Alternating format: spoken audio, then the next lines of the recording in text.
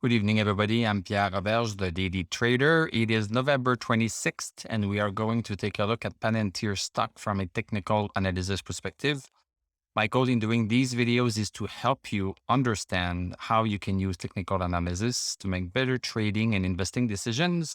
But I am not a financial advisor, so please do your own research and make your own decisions. Okay, so Palantir is still hanging on tight. We closed down 8 cents, 0.38%, closed at 21.03. So we are still, why does it say market open? So I think there's a little bit of a glitch here. So 21.03 apparently seems to be the close. So we are just right back over 21. So we have a green candle today as we had yesterday.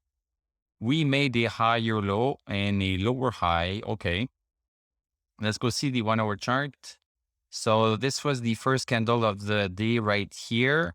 So we opened at $20.43 and went straight up right next to the $21 line. Then second hour started from the 21-hour line, then came down, but then came back up on the third hour and came back down, came back up, and we are pretty much even Steven from then on. So again, look at stochastic. Stochastic on the hourly chart is at 60, is at over 60.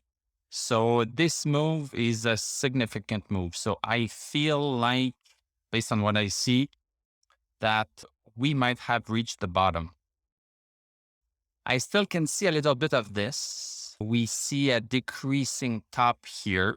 We still see this, but it's very shallow and the stochastic is rarely lying and stochastic is showing us some strength. MACD crossed over bullish on the 23rd and RSI, I need to clean up RSI a little bit. It's a bit of a mess. So RSI is at 50. So 50 is basically neutral. When RSI is over 50, then it's a positive slant. And when it's lower than 50, it's a negative slant. So now at 50 almost, it's pretty much neutral. Something seems to be happening right here. And I might as well do this here at the same time.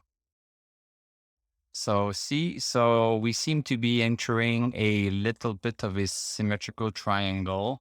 Maybe within a day or two, we are going to see what is happening. Are we going to go back up or go back down?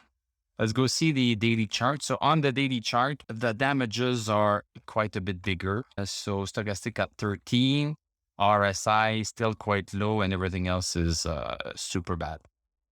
But when things start to turn around, they start turning around on the smaller time frame. So right now we see a little bit of a turnaround on the hourly chart. So this needs to be maintained and even increasing.